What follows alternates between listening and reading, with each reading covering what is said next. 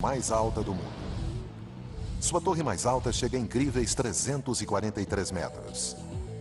Tão alto que a ponte fica acima das nuvens. É uma mega estrutura. Diziam ser impossível a sua construção.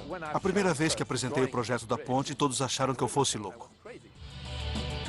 A equipe que tentou construir essa impressionante via expressa no céu teve que sobreviver a deslizamentos de terra, lutar contra ventos de incríveis 130 km por hora e violentas tempestades enquanto a ponte simplesmente se equilibrava no ar. Esta é uma ponte que levou as fronteiras da engenharia ao limite e além.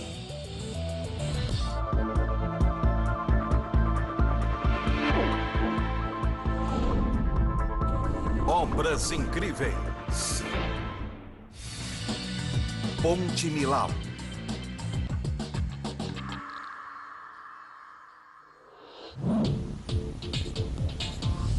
Imagine construir uma série de torres Eiffel.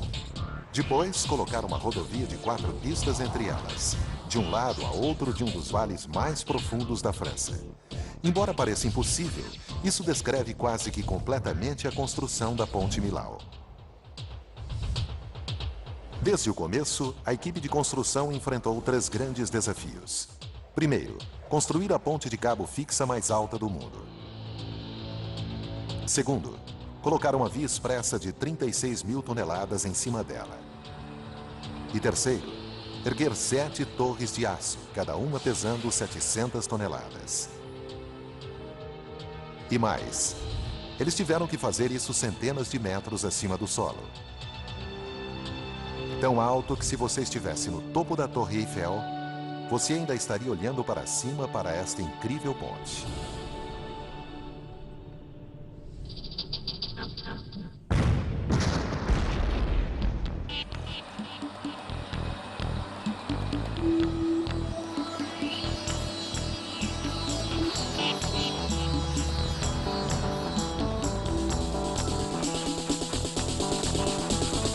Outubro de 2001.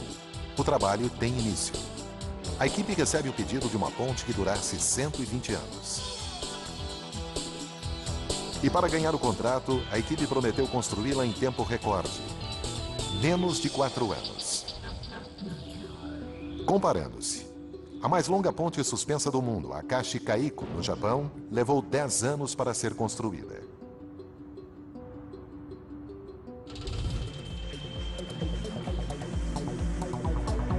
Qualquer atraso na obra lhes custará $30 mil por dia em penalidades. Há 7 pilares, partindo do extremo norte do vale. O primeiro causará problemas por causa da inclinação tão íngreme onde ficará. O segundo será o maior desafio por ser o mais alto. Cruzando o rio, o terceiro não será tão mais curto. E depois o quarto, quinto, sexto e sétimo ficarão em uma inclinação mais leve ao sul.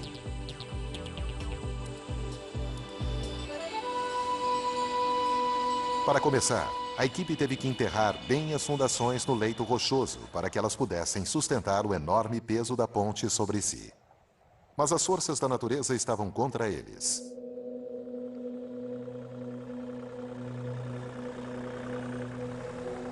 Os geólogos advertiram sobre os riscos impostos pelo calcário quebradiço da região. As rochas são cheias de cavidades essenciais à economia local, cuja base é o queijo. As cavernas próximas a Millau são o lar de uma bactéria rara e singular responsável pelo bolor azulado presente no mundialmente famoso queijo Roquefort. Mas o que é perfeito para o queijo poderá ser desastroso para uma mega estrutura. O diagnóstico dos geólogos alertava sobre uma coisa: deslizamentos de terra. Esse tipo de catástrofe poderia comprometer todo o projeto. Apesar dos avisos, a construção seguiu em frente como planejado.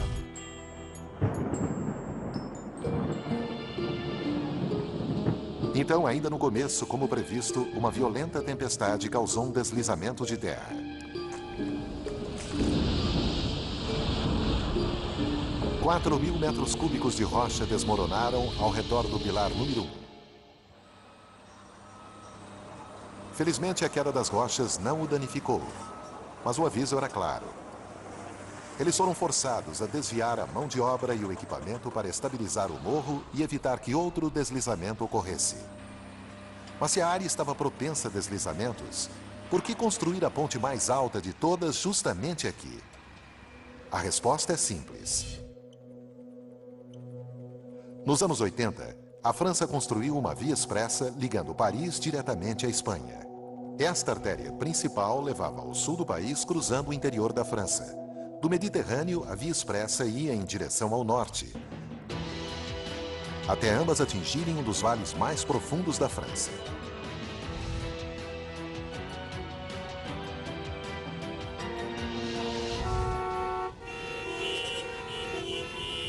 Bem-vindos a Millau, o local de maior engarrafamento da França.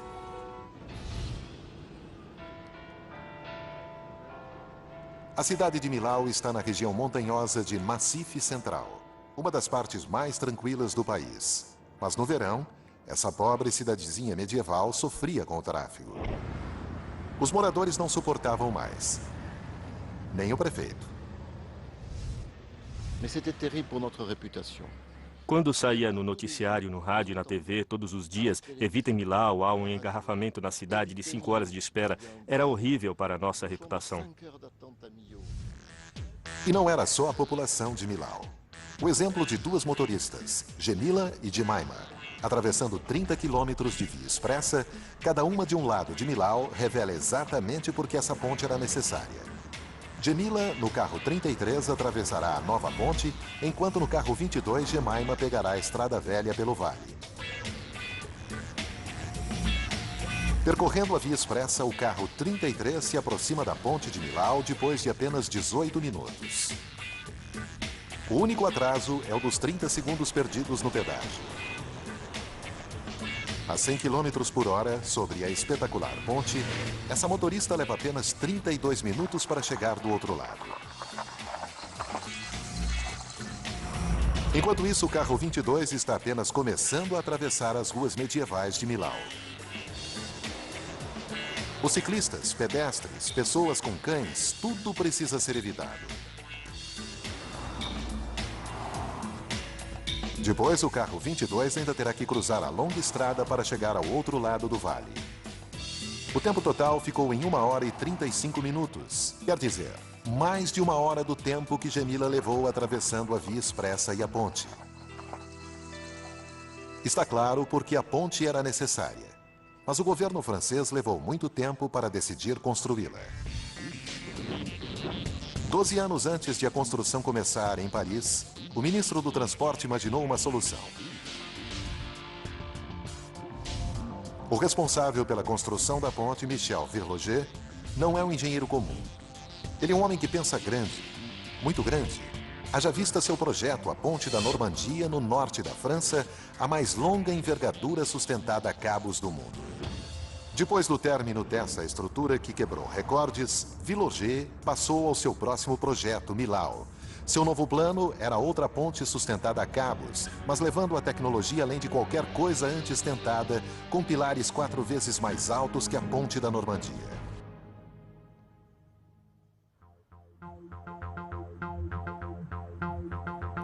A Ponte Millau não seria apenas a mais alta do mundo. Ela seria diferente de qualquer outra ponte já construída. A primeira vez que eu mostrei o projeto da ponte para as autoridades, todos acharam que eu fosse louco. A Ponte da Normandia de Virloger tem 2 grupos de cabos sustentando o passadiço. Mas ele queria ir mais longe com Millau, perdendo uma fileira de cabos e conseguindo com isso que a linha remanescente fosse forçada a fazer 2 vezes seu trabalho. E o mais dramático, em vez de uma única envergadura principal, os 2,5 km da Ponte Millau precisariam de uma série completa de pilares para sustentá-los por sobre o vale. Ninguém nunca tinha tentado construir uma ponte de envergadura múltipla sustentada por uma única linha de cabos nessa escala antes. As autoridades francesas tinham um problema. Nervosos por causa do esquema absurdo de Virloger, eles iniciaram uma competição convidando outros engenheiros e arquitetos com diferentes projetos. O vencedor foi Lord Norman Foster, um famoso arquiteto. Em Hong Kong, ele construiu o maior terminal de aeroporto do mundo. Em Barcelona, escritórios literalmente ficam em cima de um mastro em uma torre de comunicação. Este é um homem que regularmente promete o impossível, mas cumpre. Sabe, são apenas desafios, um em cima do outro e assim por diante. E com Millau, um dos maiores desafios foi fazer a ponte se encaixar à paisagem, dado que ela ficaria bem sobre a estrada da famosa Gorge de Tarn, o equivalente na França ao Grand Canyon.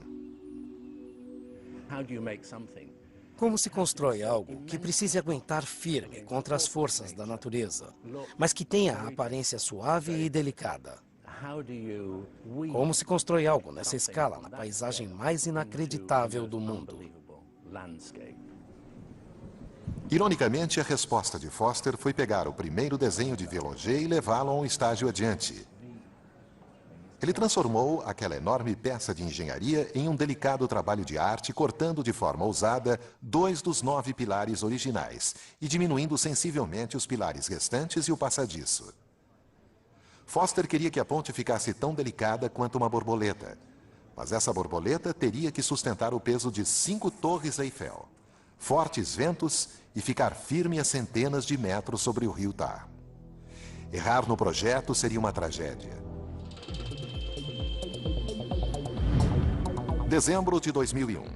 A Ponte Millau, na França, a ponte mais alta do mundo, está sendo construída. Tudo no projeto é exagerado.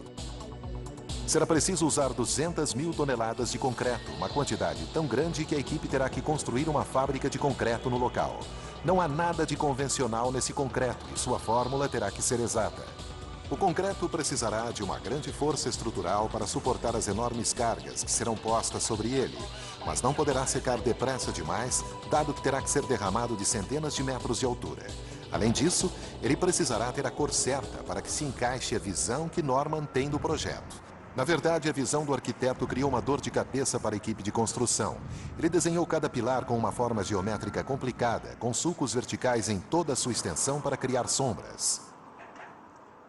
Mas o que é apenas um desenho no papel para o arquiteto foi um grande desafio para a equipe de construção.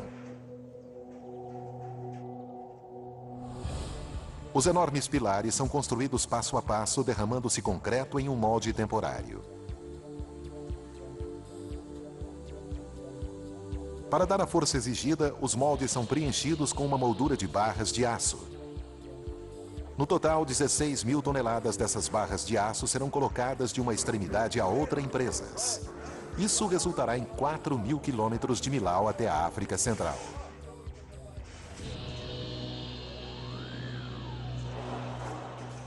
A forma de cada pilar é seriamente complicada. E como resultado, cada vez que as seções de aço são removidas, a equipe precisa mudar o formato do molde para cumprir o perfil da próxima seção de 4 metros. Manusear esses painéis de aço pesando até 15 toneladas não é fácil. E com a altura combinada dos 7 pilares totalizando bem mais de 1 quilômetro, a equipe precisa mudar a forma do molde mais de 250 vezes.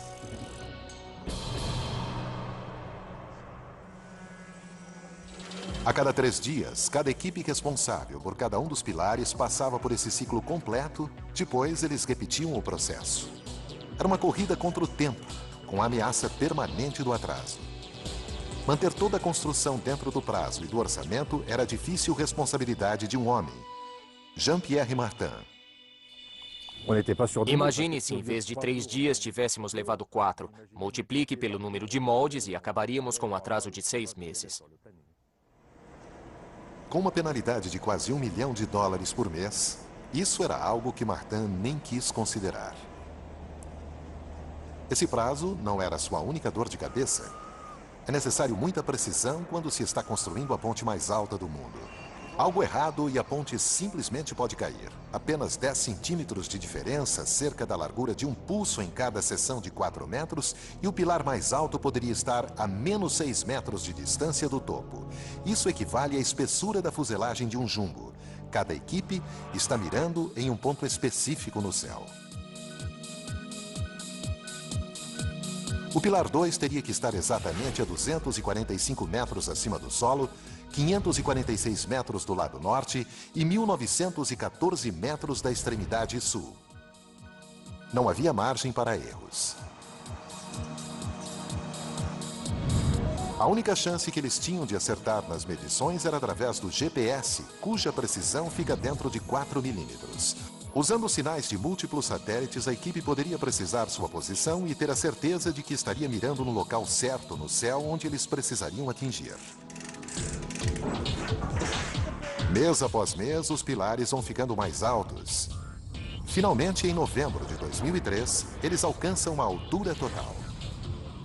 Com 245 metros de altura, o Pilar 2 se torna o pilar mais alto do mundo. Mas será que esse pilar, que quebrou um recorde em altura, está onde deveria estar? Por incrível que pareça, está exatamente sobre o alvo, dentro de 2 centímetros de margem. É hora do champanhe e de uma grande comemoração.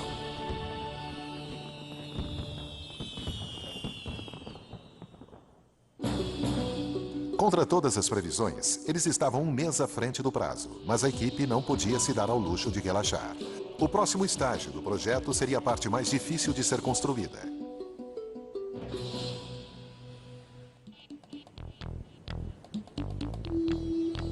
A fase 2 da construção da ponte mais alta do mundo envolveu a colocação de uma rodovia de 2,5 km, pesando 36 mil toneladas, em cima dos pilares e 270 metros acima do rio Tar. Os construtores da ponte sabem do perigo em trabalhar nessa altura.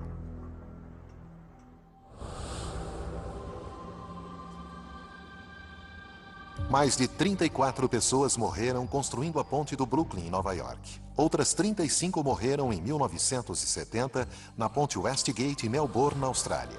E um ano depois, 13 trabalhadores morreram quando a ponte de Koblenz, na Alemanha, caiu no Reno.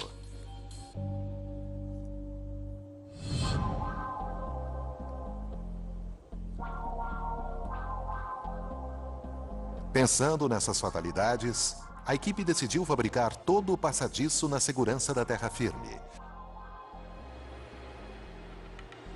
Isso significou construir o passadiço em aço, o que em teoria seria muito mais seguro do que levantar grandes seções de concreto a centenas de metros de altura até a sua posição. Só havia um problema. Ninguém nunca tinha colocado o passadiço de uma estrada sobre pilares a essa altura, muito menos com mais de 2,5 km de comprimento. No final, apenas um fabricante de aço teve a coragem de encarar esse desafio colossal. Eiffel, a companhia de aço montada pelo grande engenheiro francês.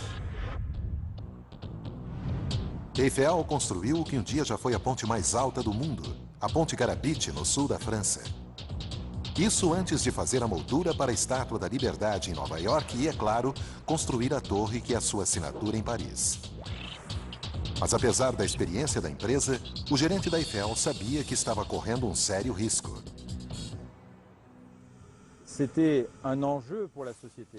Foi um risco para a companhia porque se houvesse um erro, se algo não desse certo, seria o nome da companhia em jogo.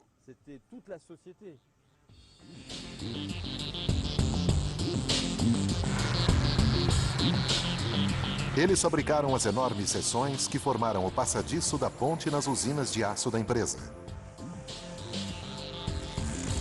Esse imenso quebra-cabeça envolveu a fabricação de 2.200 seções separadas, pesando até 90 toneladas cada e algumas com 22 metros de comprimento. Sua precisão foi medida com laser, dentro de uma fração de 1 milímetro. Os enormes tubos quadrados são a parte central que deveria tornar o passadiço rígido. Os painéis triangulares laterais serão soldados de cada lado para criar a largura de uma rodovia de 4 pistas. Para cumprir o prazo apertado, Bonomo automatizou a produção com um robô soldador de 2 cabeças e com uma máquina cortadora de plasma. Cada padrão de corte é programado dentro do computador. Depois, a máquina automaticamente corta seu caminho pelo aço. A tocha alcança escaldantes 28.000 graus centígrados. Isso é 5 vezes a temperatura do centro da Terra.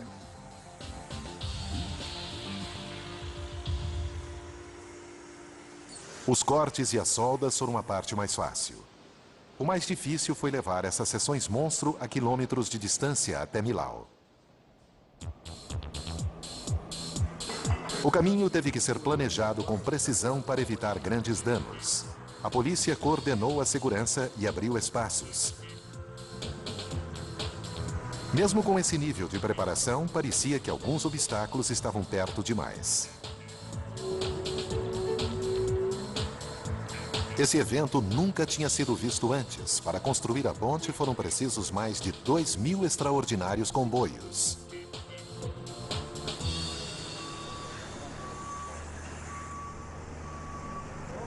Os componentes chegaram aos locais de montagem, um de cada lado do vale. Aqui, as peças do enorme quebra-cabeça foram soldadas para formar as duas metades do passadiço. Mas colocar essas duas metades sobre o vale, em cima da ponte mais alta do mundo, seria o maior desafio. Eles seriam a primeira equipe a colocar uma via expressa sobre pilares mais altos que um arranha-céus de 80 andares. E para levar a construção da ponte além de qualquer outra coisa antes tentada, eles planejaram colocar o passadiço de 2,5 km sobre duas peças colossais. O engenheiro-chefe da ponte, Jean-Marie Crémer, foi um dos poucos que acreditaram que isso poderia ser feito. Nem os engenheiros que conhecem bastante esse método acreditavam que fosse possível. Se a equipe tivesse errado nos cálculos, toda a estrutura teria caído sobre o vale.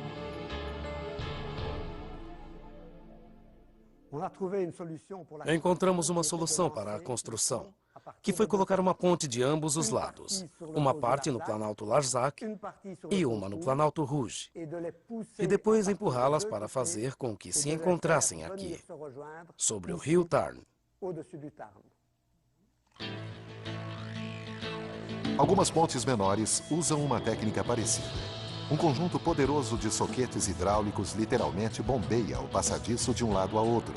Mas Millau seria a ponte mais longa sobre os pilares mais altos do mundo e os resultados poderiam se transformar numa tragédia. Seu passadiço é tão delgado que poderia dobrar e cair se a envergadura entre cada pilar tivesse mais de 342 metros. O mais longe que alguém já tinha ido era menos da metade dessa distância. A primeira parte da solução foi simples. Encaixar um pilar de modo que seus cabos sustentassem a parte da frente do passadiço à medida que ele fosse sendo posto sobre o vale. Depois, seria a vez de construir torres de aço de sustentação provisórias que reduzissem a envergadura até 171 metros, uma distância mais fácil de se lidar.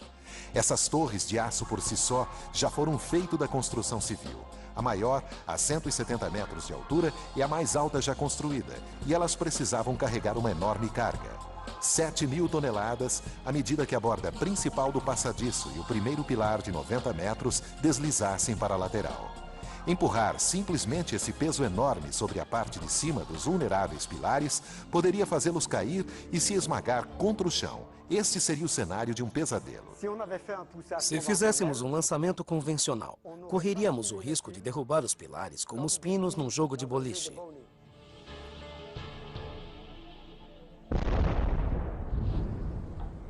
Alguém precisava reinventar a maneira pela qual esse tipo de ponte é feito. Essas pessoas foram Marc Buonomo e Jean-Marie Crémer, que surgiram com o plano. O princípio básico pode ser demonstrado com uma pesada caixa e uma mesa de oscilação. Com um lançamento normal, a gente correria o risco de derrubar os pilares. Quero avançar o passadiço sobre o pilar, mas se eu empurrar o passadiço daqui, dessa parte, eu poderei derrubar os pilares, porque eles são altos demais.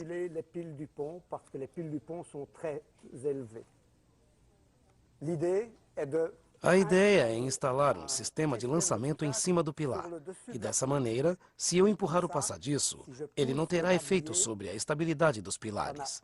E eles não cairão. O truque foi usar uma série de sistemas de lançamento para levantar o passadiço e levá-lo para frente. Cada sistema usa 2 blocos com bordas moldados sob cada lado do passadiço. A borda superior é levada para frente por um soquete hidráulico. Ela escorrega para cima da borda mais baixa, ao mesmo tempo levantando o passadiço de seus apoios e fazendo com que ele avance 600 milímetros. A borda mais baixa então retrai, deixando o passadiço em cima de seus apoios. A borda superior retorna à sua posição original e todo o ciclo recomeça. 4 desses equipamentos inteligentes são colocados em cada pilar, todos programados para funcionar exatamente ao mesmo tempo. O resultado é que juntos eles levantam toda a estrada e levam-na para frente, mas se um deles cair, ou for mais depressa ou devagar que os outros, poderá causar uma tragédia. A força poderá ir separando os pilares da ponte até que eles caiam.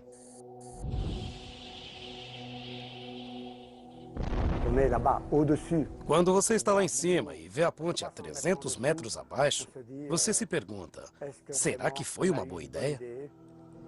O futuro de todo o projeto estava agora em um protótipo, e ele nunca tinha sido testado. Eles largaram. Continuamos assistindo Obras Incríveis no Nat Geo. É manhã do dia 26 de fevereiro de 2003, o dia decisivo para a ponte mais alta do mundo. Tudo está prestes a ser testado. A flexibilidade do passadiço, a força dos pilares temporários e principalmente o sistema hidráulico pioneiro. Até Buonomo, o responsável pelo lançamento, tinha suas dúvidas. Nunca tinha sido feito antes, e eu tenho que confessar que tive medo que não funcionasse. O bombeamento começa, os pistões começam a empurrar e o passadiço começa sua enorme jornada cruzando o vale. Quando ouvi dizerem que os motores estavam funcionando, pus meu dedo no passadiço e senti ele se mover. A cada 4 minutos, o passadiço avançava 600 milímetros sobre o vale. Seu progresso foi acompanhado, mas ainda havia uma grande preocupação no ar à medida em que a equipe observava o passadiço sem apoio nenhum atravessando o vazio. O passadiço acaba chegando em segurança ao primeiro pilar. Agora são 204 metros a menos, mas ainda faltam 2.256. O sistema de lançamento parecia estar funcionando como planejado. Os engenheiros estavam otimistas, mas à medida em que o passadiço avançava no espaço, ele se tornava mais vulnerável ao vento, que pode chegar a 130 km por hora neste local. Infelizmente, o passadiço tem a forma de uma asa de avião ao contrário, e o maior medo da equipe era de que essa asa simplesmente decolasse. Os engenheiros mantêm a atenção no vento e nas condições do tempo. Eles só ficam satisfeitos quando, em um período de tempo de 3 dias, o vento não passa de 85 km por hora. Aí sim eles dão um sinal verde para a equipe ir em frente e o lançamento do passadiço pode continuar. A razão para essa precaução é simples. Ventos fortes podem literalmente rasgar a ponte ao meio. Em 1940, o estado de Washington construiu uma ponte suspensa cruzando o estreito de Tacoma, no noroeste dos Estados Unidos. Ela foi inaugurada com uma grande cerimônia no dia 1º de julho. Mas as comemorações não duraram muito. A ponte tinha um grande problema: o vento. As vigas embaixo do passadiço, projetadas para enrijecer a ponte, na verdade bloquearam o vento, fazendo a rodovia balançar de maneira alarmante. Os moradores logo a apelidaram de Galloping Gantry, Gertrudes Galopante. No dia 7 de novembro, com ventos a menos de 70 km por hora, a ponte começa a balançar violentamente. Às 11 horas da manhã, a vida da Gertrudes Galopante acaba. O vento faz a ponte cair no rio. Testes em túneis aerodinâmicos agora são um procedimento padrão em consequência do que aconteceu àquela ponte. No caso da Ponte Millau, a equipe de construção analisou os ventos no Vale de Tarn durante mais de 18 meses e depois recriou as condições analisadas ali em um túnel aerodinâmico. O engenheiro Olivier Flamand ficou chocado com os resultados. A velocidade média do vento era relativamente baixa, mas a forte turbulência criava ventos de picos muito rápidos. O terreno acidentado no local cria uma séria turbulência na altura do passadiço. Os ventos chegam a 130 km por hora. Isso é a força de um furacão. A equipe testou cada aspecto da ponte para analisar os riscos: pilares, estrutura e principalmente o passadiço. Mas o problema não era só a aerodinâmica da ponte terminada. Eles precisavam descobrir como ela iria se comportar quando estivesse sob o risco máximo durante o lançamento do passadiço. Olivier e sua equipe chegaram a uma preocupante conclusão: a de que os ventos que eles haviam medido eram fortes o suficiente para arrancar o passadiço de seu apoio e mandá-lo a centenas de metros abaixo, no solo do vale. E o pesadelo teve início. No dia 22 de agosto de 2003, a 6 meses do lançamento do passadiço, um dos sistemas de lançamento falhou, deixando o passadiço balançando ao vento. Para piorar, o Homem do Tempo estava prevendo tempestades. Até então, essas enormes máquinas de bombeamento tinham funcionado perfeitamente, mas a verdade é que elas eram protótipos e, devido ao horário frenético, nunca haviam sido testadas. O problema foi que o teflon entre as superfícies de deslizamento rasgara, e a fricção gerada foi muita para que os soquetes hidráulicos pudessem combater. Infelizmente, ninguém tinha planejado substituir as peças dessa máquina monstro de lançamento em cima de um pilar de concreto. Isso foi uma péssima notícia para o homem que apostou sua reputação nesse sistema. Foi o máximo de estresse, como o gosto de um veneno na boca. E isso a gente não esquece. Reexaminando seus cálculos, a equipe percebeu a causa do problema. Eles haviam subestimado as forças entre as superfícies deslizantes, mas não iriam conseguir consertá-las sem as peças de reposição necessárias.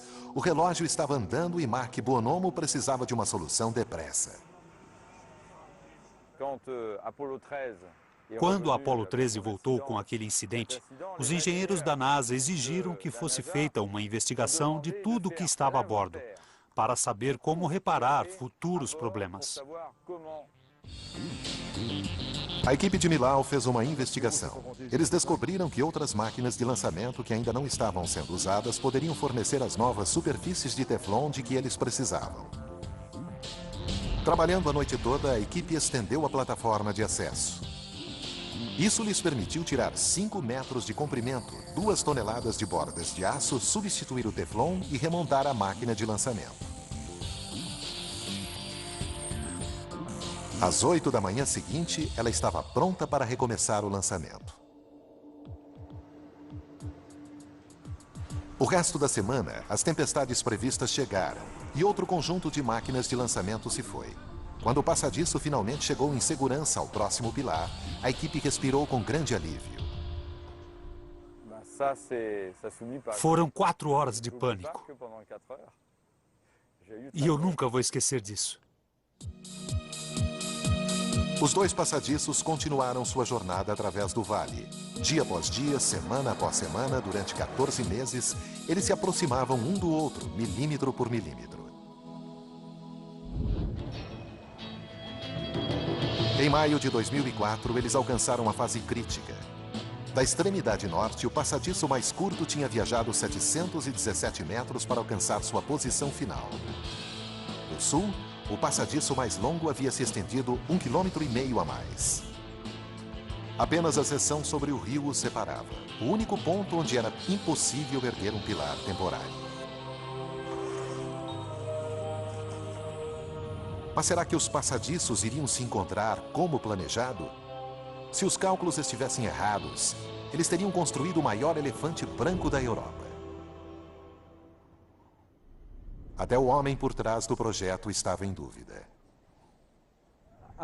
Eu não estava completamente convencido de que as 2 metades do passadiço iriam se unir em perfeita geometria. As probabilidades estavam contra eles. Fazer um cálculo tão preciso era uma tarefa hercúlea.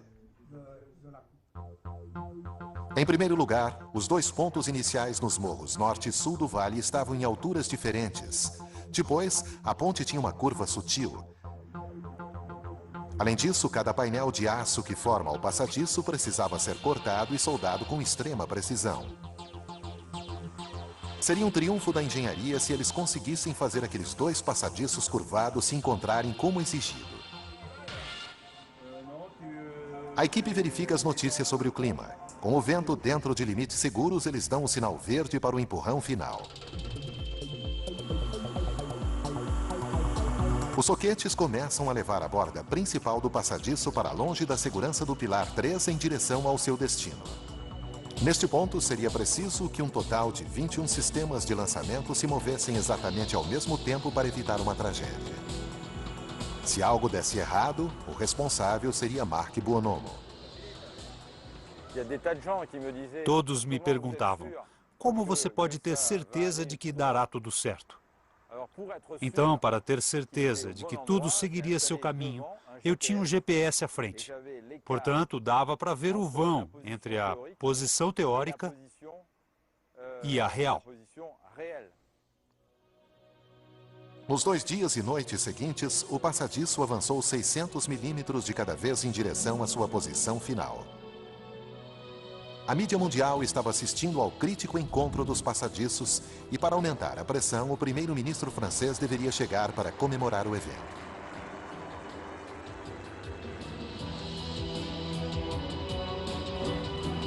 O passadiço desliza para frente. Agora as seções estão separadas por alguns centímetros somente e uma garrafa de champanhe espera entre elas para marcar o grande momento. Finalmente, a união.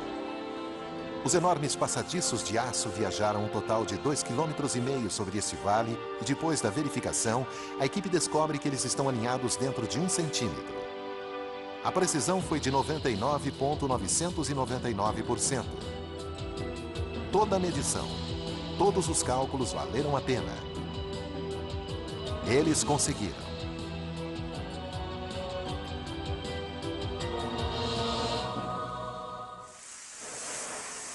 Os passadiços se juntaram e a equipe alcançou o último estágio do projeto. Mas ainda havia uma corrida para cumprir o prazo e seus problemas ainda não haviam terminado. As dramáticas ondulações do passadiço flexível de aço eram claramente visíveis. Até mesmo alguns construtores de pontes se perguntaram sobre sua integridade estrutural. Foi uma enorme surpresa para nós. Todos os engenheiros disseram, sabíamos que o aço era flexível, mas não tanto. A equipe recorreu a pilares e cabos para empurrar o passadiço diretamente para frente. Cada pilar tem 90 metros e pesa 700 toneladas, o equivalente a 85 ônibus. Colocado sobre o delgado passadiço acima do solo do vale, estava além de qualquer outra coisa já tentada e, mais uma vez, Mark Buonomo tinha um plano. Os primeiros que construíram pilares verticais foram os egípcios. Buonomo adaptou uma técnica usada no Antigo Egito para erguer obeliscos na areia. Em cima de cada passadiço, a equipe colocou 2 enormes torres de aço, ambas sustentadas por cabos e equipadas com sistemas hidráulicos capazes de levantar 1000 toneladas. O pilar de 700 toneladas é levantado pelo sistema hidráulico. À medida que sobe, ele se posiciona pouco a pouco até ficar na vertical. Depois, é baixado em segurança até seu ponto de ancoragem. A técnica de 4.000 anos de Buonomo funcionou perfeitamente.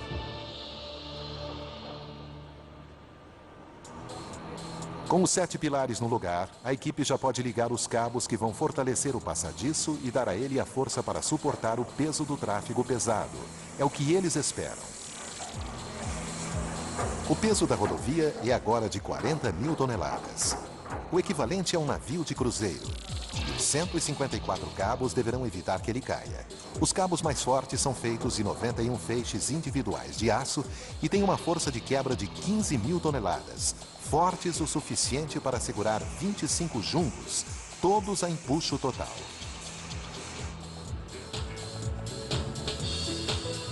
À medida em que os cabos são esticados diretamente segundo o plano, as ondulações no passadiço são empurradas para frente. Sobre os 2,5 km do passadiço, as ondulações agora não são maiores do que 1 polegar. Eles finalmente estão alinhados. A superfície da estrada está pronta, adicionando-se 10.000 toneladas à carga. Isso é como colocar 153 tanques sobre o passadiço. Porém, antes que a ponte possa ser aberta ao público, a equipe precisará saber se ela é segura. Por isso, ela terá que passar por um teste essencial.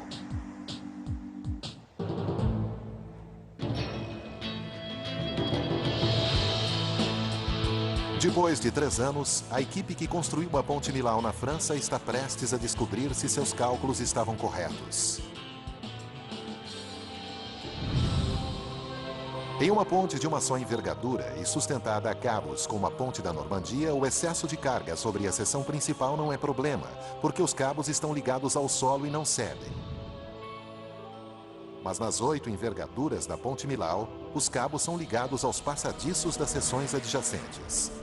Uma carga a mais sobre uma das seções a fará cair, empurrando os cabos para baixo.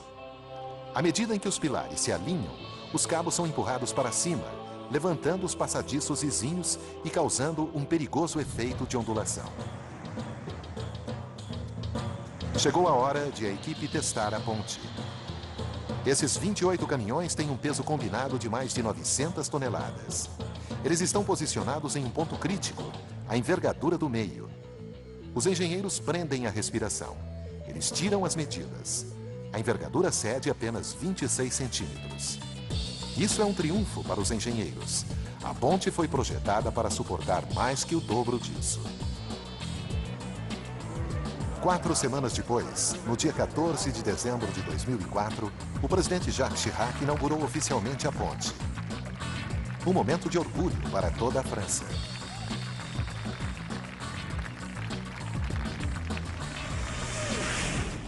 Em novembro, no Nat Geo.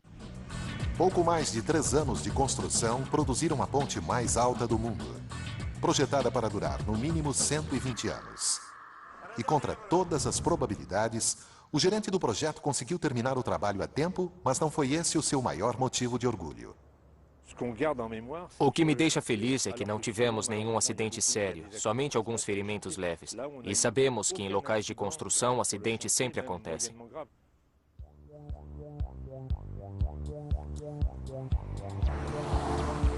Assim que foi aberta ao público, a ponte foi sucesso instantâneo. Mas o verdadeiro teste não aconteceria antes do primeiro verão, quando os franceses tinham suas férias anuais. Ninguém esperava nada como aquilo. Os números excediam a 50 mil veículos por dia.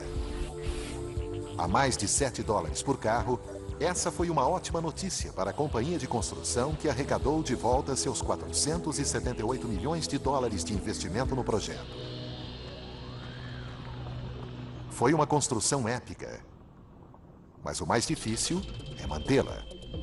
Thierry e Franck estão encarregados do P2, o pilar mais alto da ponte. Essa estrutura não é feita de blocos sólidos de concreto, mas sim de uma série de espaços ocos. Seu trabalho é testar os sistemas de comunicação e circuitos elétricos de cada um dos 7 solos estruturais. Isso envolve uma escalada de 343 metros subindo degrau por degrau o resto do dia. Ao entardecer, quando Thierry finalmente alcançar o pico do pilar, ele poderá estar exausto, mas haverá um prêmio.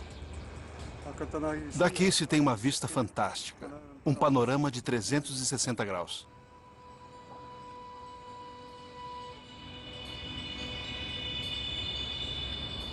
A ponte mais alta do mundo se tornou um ícone. Mas isso está criando problemas que ninguém havia imaginado. A população tem tomado a ponte como plataforma para conseguir a atenção da mídia para suas causas. Essa multidão espera que a atitude de levar suas ovelhas para cima dessa rodovia no céu os ajude a conseguir mais subsídios para suas fazendas. O trabalho de José é evitar que esse tipo de incidente crie perigos e que nessa ponte os incidentes continuem acontecendo. Um alarme ativado por um sistema de movimento significa que há um veículo parado sobre a ponte. Imediatamente, José manda um colega para lidar com a situação. A última coisa que alguém quer é um engarrafamento de 2,5 km em uma ponte no céu. José aproxima sua câmera para revelar a imagem de um homem que deixou seu carro e está sentado na beirada da ponte. O motorista está provavelmente com problemas. Mais de uma vez, um homem já subiu na ponte e saltou para a morte.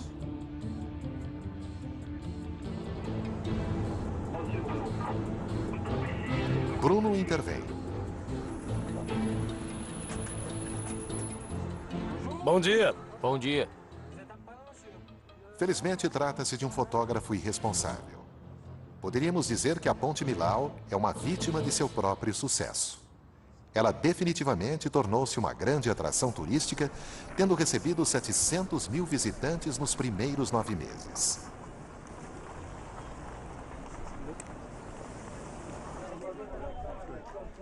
Felizmente, a maioria deles espera até sair da ponte para tirar fotos. É magnífico. É uma obra de arte. Eu dirigi 600 quilômetros só para vê-la. Só tenho uma coisa a dizer. Extraordinário.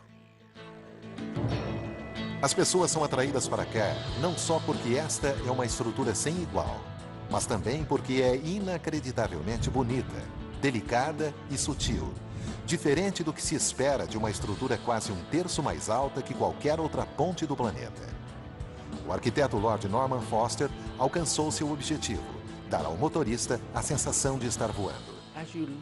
Quando a pessoa deixa esses planaltos, ela realmente voa.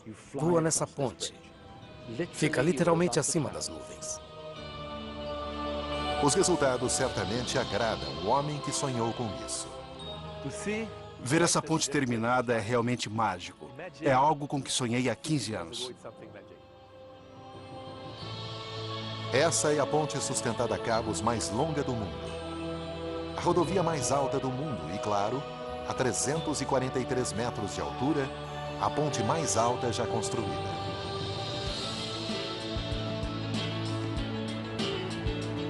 Versão